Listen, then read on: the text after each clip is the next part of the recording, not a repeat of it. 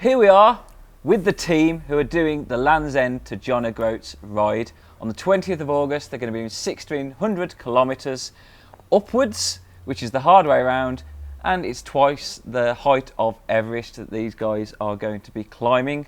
So this is some of the team, and Cooper, do you want to introduce them? Yep, so first of all we've got Sam. Sam, do you want to tell us a bit about yourself? Hi guys, so my name's Sam.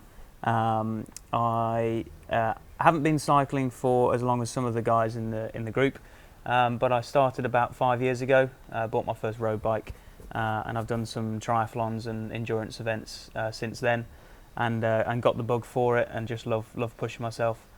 So yeah, this is the next challenge that I've got lined up, and really looking forward to it. Cool. Tash, do you want to tell us about yourself? Yeah, sure. Hi, I'm Tash. So I got my bike for my 21st birthday because I couldn't really decide what I'd like, and my parents really wanted to get me something that I was going to enjoy. And ever since then I haven't looked back. I'm a club rider, so I ride for a local club and go out most weekends, and then I also enjoy going out by myself, and then also with Sam. And then we've all started doing some group rides together, which has been really nice. I do lots of running as well, and lots of swimming. Entered quite a few sportives, but this is going to be my biggest challenge yet, but I'm really looking forward to it. Brilliant. Harry? Hi, I'm Harry, and I've rode a bike for probably 8 years now, and ex-elite cyclist who's decided that he's going to transition towards more ultra-endurance and all-round kind of sports, picking up events like these when they come about, and just really looking forward to the opportunity to spend time with the guys and do what's going to be one hell of a challenge, really, so should be good. Awesome. Tom? Yeah, I'm Tom. I bought my bike in May this year, so I've been cycling for about 3 months. Brilliant. Yeah, I decided to cycle when my marathon was cancelled earlier this year, and given a bit of a nudge by Sam and a few other people, gave it a go and really enjoyed it. Haven't really looked back. Was just sort of training without any real purpose, clocking the miles, but didn't really know how hard to push myself. And then Sam had set up this event, and I thought, I'm really looking forward to it. It'll be a good challenge, and I've sort of find myself here. Don't really know anything about cycling, but I'm up for it. Yeah, and it's nice to meet all the team tonight. And finally, Tom? Yeah, I'm Tom. I'll get it out. I do a bit of regional road racing, been cycling probably 10, 12 years, and yeah, Sam mentioned long ride. So I thought, why not? Give it a bit of a go. We've not been able to race or anything this year, so it's nice to do something a bit different and yeah, off-piste really. Yeah. Cool. And Sam, do you want to tell us about the guys that can't be here today as well? Yeah, so there's 3 other guys. Obviously we're not all based in the same place in the UK. So there's Sam, there's Martin, and there's Dale. So we're all similar age, all similar ability. Sam's into triathlon and Ironman background. He also used to be quite a competitive rower. Martin's more triathlon background, but I think his main sport is cycling. And then Dale is a club cyclist, and he actually rides in Tamworth here, so he knows Tash quite well as well. So I've met him a few times, and we've done some long rides together. So yeah, it's a really nice group of guys, and we get on pretty well. So it's going to be a good adventure. Brilliant. And so you're the kind of glue that's brought these guys all together, really. And I think you undersold yourself in your little ditty. I mean, you've done more Ironman events than I can count on one hand. You're an Ironman world athlete. You've recently broke the world record for rowing across the Atlantic. Yeah. You just miss all that bit out. Yeah, I'll just do a bit of cycling. I don't like to tell you. Yeah, you don't like to show off. I'll do it for you. I'll blow your trumpet. And then Sam is obviously the guy that got me to lose 5 stone in 6 months and do an Ironman as well. So when these guys say that he does push and bring everyone together. So it's a solid team, I think, and me and Cooper are very much looking forward to supporting you guys and doing the easy job, I think, just watching and patting your back and off your pot, well done. Have a drink. Keep us fed and watered. That's the crucial thing. I think you'll be a great kind of team morale boost as well, keeping us all going, which we're lucky to have you both, for sure. You guys would probably be the most important. We couldn't do it without the support. So 100%. Yeah, true. Yeah. We were talking about doing it with rucksacks and tents and stuff like that, but we wouldn't be able to do it in 6 days. Brilliant. Yeah, so what you're saying is we're rucksacks with legs. Basically, yeah. And they could drive. Yeah. Brilliant. Right, that's the team. So why the hell are you guys doing this? Harry, do you want to explain why you're doing it? So personally, coming from like the road racing kind of cyclocross background, everything's been to a point one day or multi-day, and it's just not. It's not the same as this. It's not an ultra endurance event. It's always about positions. It's about the competition, where the idea of completing kind of a feat that's so large as this, personally, it's massive for me. So I quite enjoy transitioning to this sort of thing, and being able to experience with a group of guys like you lot and plus the other three is just, it's a lot more fun in my opinion. And I mean, who doesn't want to ride from south to north of the UK? It's on everyone's bucket list, isn't it? So yeah, and then riding with Sam for so many years, it's nice to, him being triathlon, me being purely road, we haven't been able to compete together at all, and it's nice to be able to achieve something together. So I mean, I don't know what Sam's thoughts are, but that's kind of my background with it. Yeah. So obviously I had quite a lot of races planned this year, and only having been back from the row for 6 months, I always feel like I like to have a challenge in mind that I'm kind of aiming towards. And although I'd still train if I didn't have a challenge, I just prefer to have something in the pipeline that I can look forward to and work towards. So really, I've done the cycle before, back in 2016, and we did it in 9 days, so that was part of an organised event. And I just wanted to do it again, mainly to really show Tash just different parts of the UK that we haven't been to experience Cornwall, because we like Cornwall so much, and just to try and do it as more of a challenge. It's a bit more impressive doing it in less days than what people usually do it in. So yeah, really that was it. Lack of events going on, great challenge, and just something epic to get some great footage and videos. Yeah. How about you, Tom? Similar to you, but pretty new to booking events and marathons and triathlons. But my marathon was cancelled. It was due to be April in Madrid. So that was taken away from me. I'd sort of built my way up. I felt like I got my fitness to a decent level. I suppose I was just a little bit lost, having retired from rugby and had the structure of rugby all of my life until December last year. And then I saw that Sam had organised this event, and I thought, I love a challenge. I need a reason to go out cycling, having purchased a bike, to keep me fit. And really, it's just a good way of clocking the miles, but actually having a reason to go out and clock the miles. I did a few rides with Sam and a few with Tash as well, and we've been getting some miles together, and realised that I wasn't too far off the mark. I was able to keep up with all these cyclists. And yeah, I think Tash, you've sort of enjoyed getting out and doing some miles with me as well. You know, what do you think about it all? For sure. So I've probably been a little bit addicted to cycling for a couple of years now, and I'll happily go out and clock up the miles. I think it's usually about 300 miles a week at the minute, but with kind of no training goal in mind. But last year we brought some kind of cycle bags, saddlebags, and we did a 3-day trip, and we cycled from our home in Shenstone to Bath, and then from Bath to Lyme Regis, and then Lyme Regis to Bournemouth, and caught the train home, and it was just the best 3 days. It was so much fun. But I've always wanted to do this ride, Land's End to John O'Groats, and then Sam brought it up and said, why don't we do it this summer? Also, I've never been to Scotland and would love to go to Scotland, so yeah, I thought, okay, why not? Didn't quite anticipate how many days we were going to do it in. So this is going to be a big challenge for me, but really looking forward to it, and it would be great to kind of share the experience with everybody, because I think everyone will bring a different element and kind of keep us all going, different personalities and different strengths and stuff. But yeah, so I think I'm doing it just because I love the challenge, and I love to get out and see different places. Tom, what about you? I suppose why not? I suppose that's why we're all doing it, I suppose, yeah. I mean, I've spent all year waiting for when racing's going to start, really. And then it's been put back, and now it's probably not going to happen, so it's nice to have the chance to do something completely different, sort of out of your comfort zone and just new. Because it's not something other years when I've raced I wouldn't have thought I'm going to spend 6 days out going and doing this. So it's just a nice new challenge. And I've done a few long rides, but doing it back to back to back, I guess we'll learn a lot about ourselves mentally at the end of it. Yeah. I think we'll all crack at some point. We'll all probably have a bit of a go at each other for no reason, just because we're tired and stuff. But yeah, seems a gonna nice be- it's gonna group. be So some- I get on with you all now. some Hopefully hang-up we'll people, be isn't at there? the end of And it. we'll have it all on Yeah. film, Yeah. Yeah. all the way. Yeah, that's We'll capture the lot of it.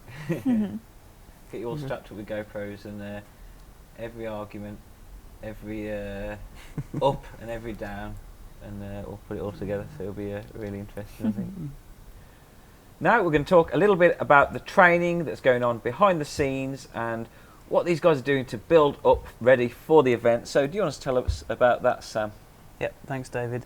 So my training really was more targeted towards the full Ironman, which was supposed to be taking place in September. So for anybody that doesn't know, that involves a 112-mile bike ride after a swim before you do a marathon. So the training on the bike has been fairly consistent and pretty similar throughout the whole year, really, with always a long ride at the weekend, kind of building up to 6 hours in the saddle. And over 6 hours, we can travel as far as 110, 120 miles in one go. We're going to be doing more miles than that each day, but there's no needs to do that distance every time you go out, because it's so time consuming. It takes a lot out on your body as well. So really, we've been focusing on more shorter, intense rides with some intervals, some intensity as well, and then with a longer ride at the weekend as well. It's good to get your body used to fueling on the bike, eating, drinking, hydrating, and also getting your body just used to spending that amount of time in the saddle. Obviously, it takes quite a lot out of your bum. You've got to have decent padded shorts. Your legs have got to get used to continuing that pedal stroke sequence for a long period of time. So we've done quite a few training rides together. We've got together as a group, so we know each other quite well and how we ride and the kind of team dynamics. Obviously, recovery and sleep and nutrition is a big part of the training as well. So just making sure that we're fueling up before we're going out for the long rides, eating plenty of carbohydrates, and just getting used to taking gels on, taking bars and bananas and various other things that we'll be consuming during the ride. And yeah, really, there's quite a lot of psychological aspect to it as well. So that the longer rides isn't just the physical side of the training; it's the psychological and the mental. Being able to ride for that length of time, for some people, it would seem almost impossible or boring. But we just like seeing different places and having a look on Strava afterwards and having a look at how far we've been and looking at the stats and that kind of stuff. So that's quite a big motivator for us. But we're all in a good position at the moment. One of the guys had a bit of a fall a couple of weeks ago and actually fractured his wrist. So he's been doing lots of mileage on the turbo inside, obviously where it's a little bit safer. So hopefully he's still going to be able to ride with us as well. So You just gaffer tape his hands to the bar exactly. and pedal. Yeah. So yeah, we're pretty much ready to go. It's only 3 weeks until we start now. So we're kind of just ticking down the days and finishing off the team kit, the gilets, and getting the nutrition on board, getting all that kind of sorted, and then we're ready to go. So on that note, that leads us nicely on to the next topic, nutrition. Yeah. So have you set the nutrition plan for the guys, or has each individual person got their own, unique nutrition? I think everybody's kind of it's quite personal preference when it comes to nutrition. Yeah. So for instance, sort of X amount of calories within so many hours, and yeah, that sort of to a general kind of rule. Obviously, dependent on your size, will depend on how many calories you require. Someone like me would need more I'm calories. probably than going to Tash. have less gels than everybody else. But I think that's what you kind of learn as well when you go on the longer rides. I personally was really bad at fueling on rides. So although I could cycle the 5-6 hours, I would find that I would have a real bonk on the last hour and be completely flagging because I hadn't eaten enough. So I've learned through the training quite quickly, really, that I have to eat and have to fuel. So like Sam said, each person probably has their own individual requirements and also gels that they prefer or bars that they prefer. I'm a bit funny. I only like the cis gels and I only like 2 flavours of them. So I probably need to So kind now of we're all there. get a bit better about that. But just because I find that they sit better in my stomach and I know exactly how much I'll need to keep going. but a rule of thumb is about 60 grams of carbs per hour, is that 60 right? to 90, yeah. 60 to 90 per hour. Yeah. So obviously my requirements are going to be a bit less than the guys because they're all So how many taller and grams stuff. of carbs are in one of the gels? In one of the gels, About it's 30. 30 for a Okay, gel. so- 25, Yeah. 30, off the top of my head. But yeah, because of it being more of an endurance event rather than speed, we're going to focus on getting some solids in as well. Yeah. So like my preferred choice is malt loaf. So I'll just have loads of malt loaf chopped up in my back pocket and I'll just snack on that as I go along. But I Yeah. know that everyone's got their own kind of preference. I think, Harry, you like the dried banana. I remember being on a ride, Yeah. or we so went to watch Sam do an event and you had like loads of dried banana, and that's amazing as well. I think it is one with nutrition that, yeah, there's basic stats on what you need to intake and things, but another consideration we've got is that it's over 6 days. So like Tash was saying, she can not eat and survive until the last hour or so, but then you've got to think you've got the next day and the day after that. And I think we've all got to focus on, when we're fueling, being able to eat enough that we're not feeling overly full, but then eating not eating enough that we wake up the next morning hating the fact that we've decided to do this. Like, you want to be well fueled. We're going to be taking it steady, probably stopping off at breaks, grabbing some scran out of the car with you guys and raiding some co-ops on the way, even grabbing a Snickers and a Coke. And I think, as Tash was saying, solids is going to be, I think, the key. Gels is going to be ideal for when we need them, but I know from personal experience I can handle a few gels, but I'm not having 10 gels for 6 days because my stomach is not going to be happy with me. So yeah, you end up mixing it up. Like Tash was saying, I like dried banana, malt loaf's a brilliant one, and then you maybe chuck in some pasta pots and things like that, and you probably find our taste buds end up changing over the 6 days, and by the 6th day we all hate a certain food that we've ended up eating Yeah. too much. We might all hate malt loaf by the end of it, but Oh, it's going to be Don't think we hard. could it's ever going to be hate hard. malt We'll We try love and see if we malt can loaf. manage that. We've but found lots of different flavours. yeah, I think it's all very, very individualised. I mean, like, from your rugby background, Tom, like, you probably aren't used to eating much during a game, so Yeah, it's definitely something that I struggled with initially with the cycling. I would just, like Tash, I would just want to just get it done. And then I was introduced to Talk Gels, my preferred brand, banoffee and rhubarb and custard, and it was like Nice. good choice. life changer, absolute game changer. But then more recently, sort of on Sam's advice, I've been trying to get the solids down as well, like you Yeah. said about the malt loaf. Snickers, like brilliant when you're on a ride, you're about Yeah. 2 or 3 hours in, absolutely delicious. So I think, yeah, it's really important that we are taking the fuel on board and getting it. I think if you feel the need for the fuel, it's too late. 100%. So if we get that bonked feeling, the expression that Tash used, that I think if you bonk, that is too late. We've got to be really organised with our food and almost like nudge each other and say, like, when's the last time Every you ate, 45 or minutes or so. are you Yeah. are you getting your electrolytes down with your drink as well? So But that's the great thing about having you guys supporting us. Like, the original idea of having a bag and doing it on that would be, you've got a very restricted amount of things that you can carry. You have more food, but you're going to go slower because you've got all your food in your back pockets. We're probably going to have 2 750ml bottles on. You've got 1.5 litres. Probably get through that within 2 hours, maybe 3 if you don't drink much. What about the other 6 hours? You're then having to stop regularly. But I mean, you can even get to the point where we're getting stuff handed out the side of the van and we're carrying on riding, like, so we Tour de still France. keep Tour de France style, Throwing hold on to the Snickers side of out the van the if we van. have to. Yeah, Like, fine. so we're going to be able to restock and refuel on the go, which I think is going to be an absolute key part of this, and probably even going to be able to have more solid food on the route. Yeah. Whereas having just the small bars and flapjacks and stuff, brilliant, but we're not going to want to live off that for 9 hours, Yeah. 10 hours for 6 days. So I think you guys are going to play such a key part with that and learning what we like and absolutely hate to eat while we're riding. So yeah, it'll be fun. I'm sure you're looking forward to it as well, Dave. Yeah, I'm really looking forward to just following the whole experience and, like, you know, just like I say, being there for you guys. And I don't mind doing the sort of A-team, hanging out the side of the van, passing you drinks and as we're going along. And yeah, it's just going to be, and obviously we're going to be filming the whole thing as well for you. With Cooper's the videographer, so Cooper's going to be running the cameras and the drone and so on. I'm going to be doing the social media live updates of your progress alongside handing you Snickers bars and everything else as well. Yeah, it'd be sick. So onto the route, which Dale has kindly put together for us. Tash, do you want to tell us about the route? Yeah, of course. So Dale's a good friend of mine through the cycling club, and he's always come up with some great routes. And whenever we leave him in charge of kind of leading the group, it's always quite an interesting route that we go on. So when he volunteered to kind of create the route on Strava and load it up onto his Garmin, we said, yep, sure, go for it, because it's quite a challenge really to have done that. But he's come up with a great route for us.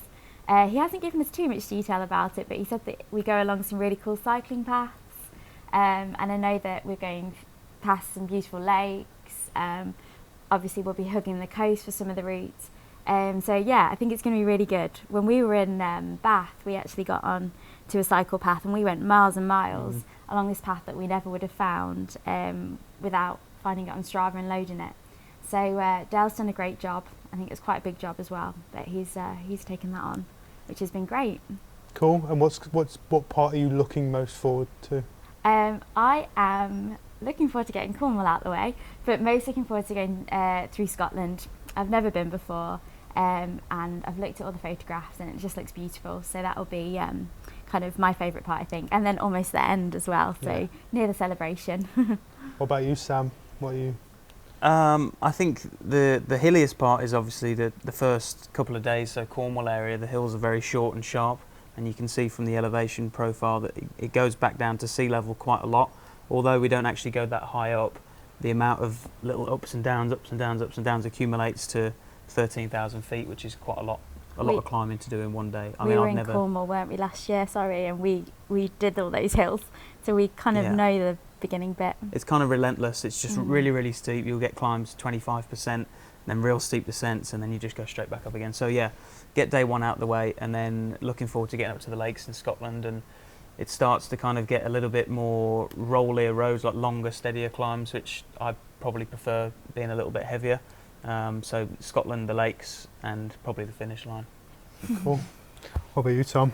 I suppose naturally we'll look forward to the kind of buzz of getting going, and the finish really. not much in between, I suppose. But I mean, I wish I could tell you exactly what I'm looking forward to on the route. I'm not really sure where we're going. Maybe Bodmin will be nice. Have you studied the route? Have you had a look at where you're going? Not really. Yeah, I mean, there's a lot of climbing, so yeah, I suppose that'll be. We'll look forward to the downhills and that, but yeah, just be nice exploring different places. I mean, I've not been to Scotland either, so that'll be pretty cool. Yeah. And yeah, be just nice going through places you'd never think of before. There might be somewhere that you think's nice and go back to in the future as well. Yeah. So yeah, just exploring, I suppose. Awesome. Tom too? I think initially, I suppose I was stereotyping because of the hills. I was almost dreading Scotland, being fatigued on day 5 and day 6. But now I've just started looking at the routes. I think it's getting Cornwall done. But then it goes without saying, I think I'm most excited for being under that sign at John O'Groats and having a beer. I think that's going to be the best part when it's completed. not that I'm wishing it away or wishing it was done. I'm really looking forward to the challenge, but I think that sense of fulfilment when you get to John O'Groats is going to be amazing, and we've completed it and we've done it, because it's going to be tough over 6 days. We've got a lot of my clients keep saying, so you're trying to do it in 6 days. I'm like, no, we've got our hotels booked, and we simply have to do it in 6 days. There's no 7 or 8 days about it. It's going to be tough, and I think with that in mind, yeah, it's knowing how grueling it's going to be. I'm really looking forward to getting day one done, but obviously, yeah, getting to John O'Groats and getting it ticked off. Yeah. Harry? It's not nerves, it's just, you just want to get out on the bike and just start ticking away at it. But again, similar to the guys, I'm looking forward to Scotland. I think, one, because, yeah, it's close to the end, but then also just how picturesque it is, and I prefer the idea of getting that decent elevation all in one instead of the random up and down in Cornwall. It'll be nice to get up a bit, be able to see all the decent sights, be all kind of thinking we're nearly there, although not getting carried away thinking we're there yet, and then just some nice flowing descents. I think that will definitely help the morale, and by then we'll either really get on or we'll absolutely hate each other by then, but I'm sure we'll we'll all be loving it and really being thankful that we've had the experience. So yeah, Scotland should be a good laugh. Awesome, cheers. Right, so let's talk about the kit, the bikes and the stuff you're going to be taking with you. I think we should go to Tom, being as you've not long bought a bike for the first time. So tell us about your kit that you're taking along. Yeah, it's obviously a whole new world of spending, online shopping, expense, being nagged by the missus at how much you're spending on it. So yeah, I've bought a Cheveo in May, Cheveo S5, which Tom's kindly put some new wheels and tyres on for me at Cycle Division. And yeah, I've obviously just bought some spare tyres, spare inner tubes for the trip as well.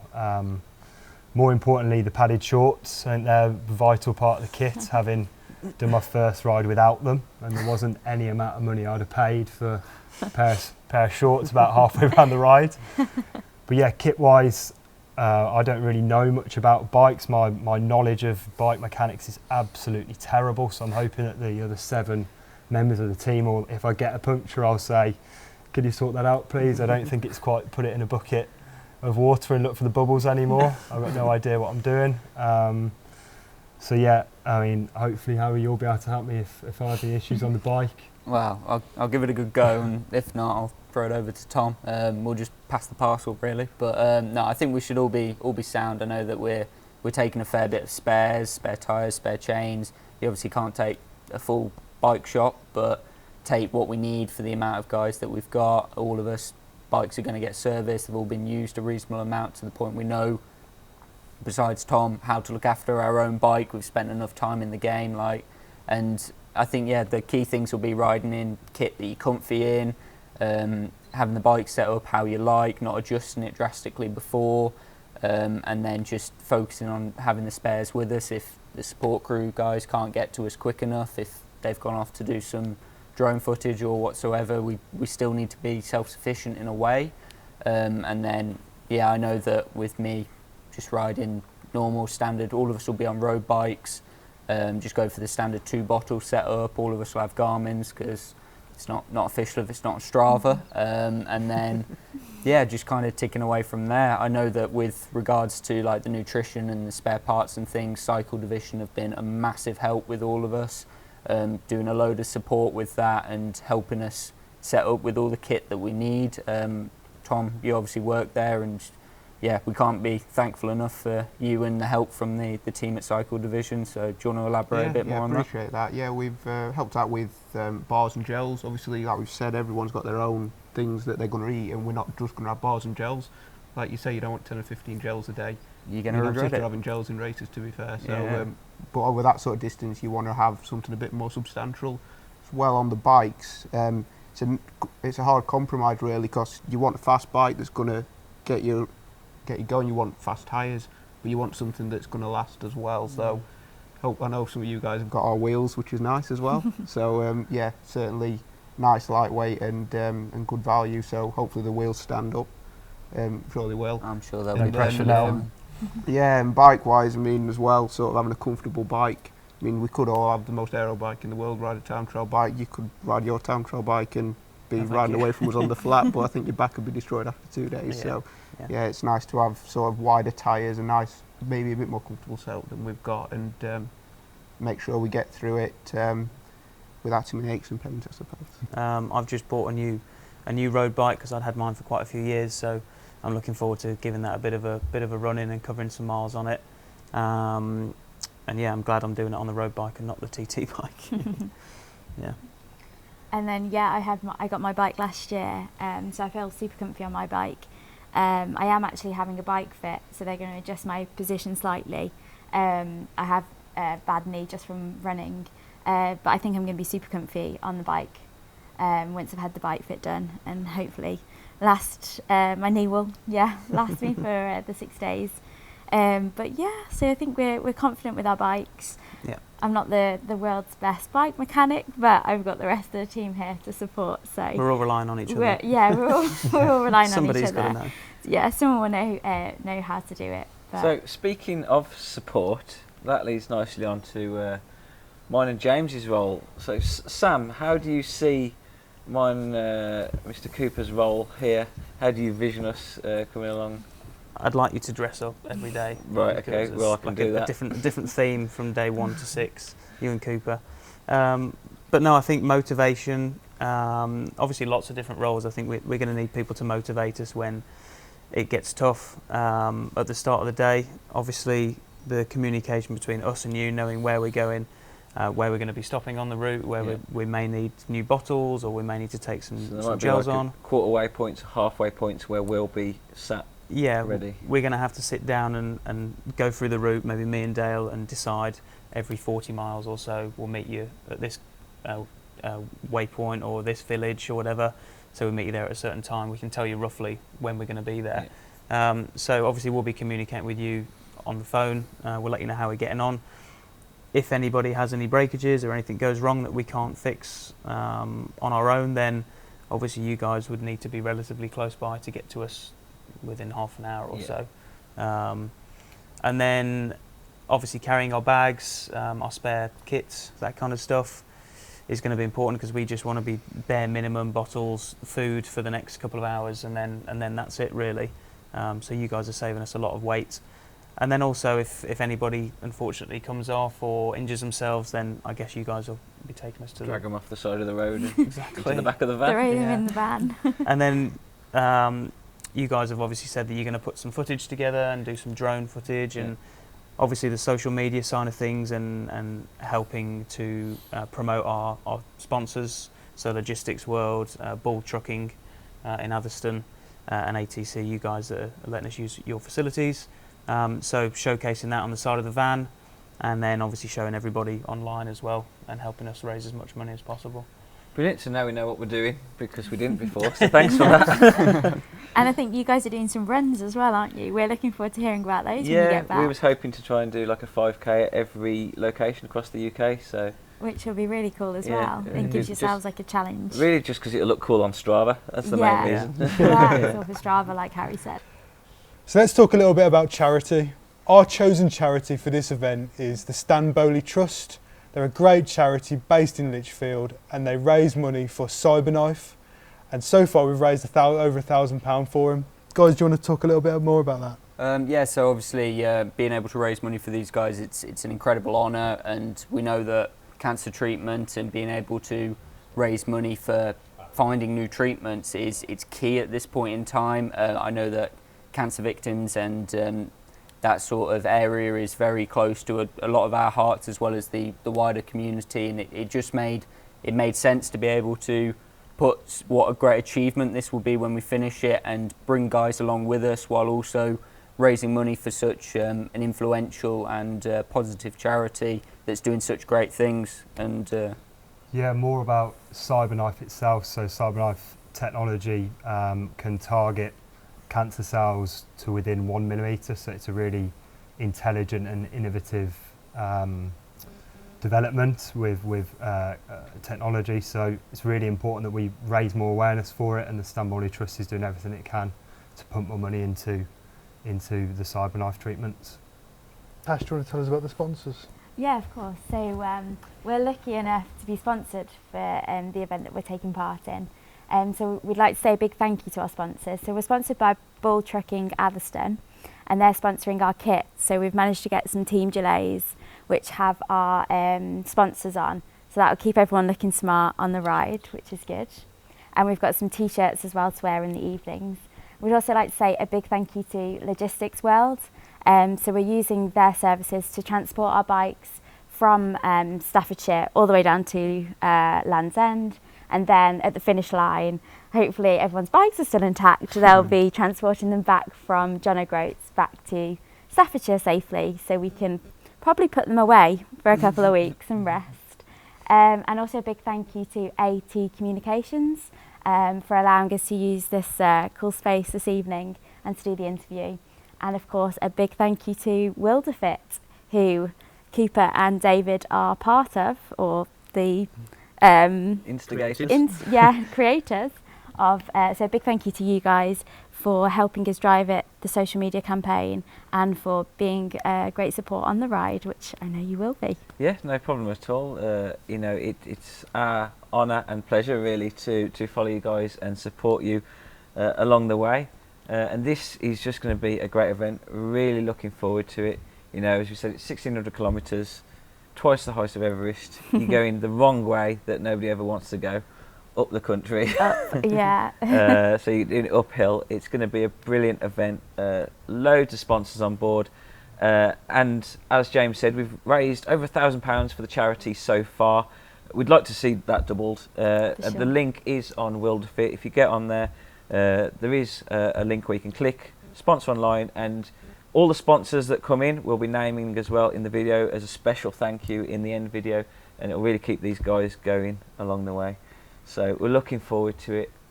And hopefully you guys will be able to upload some video footage as we go along. So yeah, we'll be doing if people want to follow the journey, they can follow World of Fit on Facebook and keep up to date with how we're getting on and what we've seen and who's cried up the hill. Probably me. So it'll be live. Yeah, so it'll be great if people want to tune in. There'll be live footage, and then there'll be a video at the end that Jamie's going to put together, a documentary of the whole journey together as well. So stay tuned for that. It's going to be a wicked adventure. Now let's just go and do it, shall we? Yeah, Right, let's get it done. Let's just nip off and get it done. See you Cheers. later.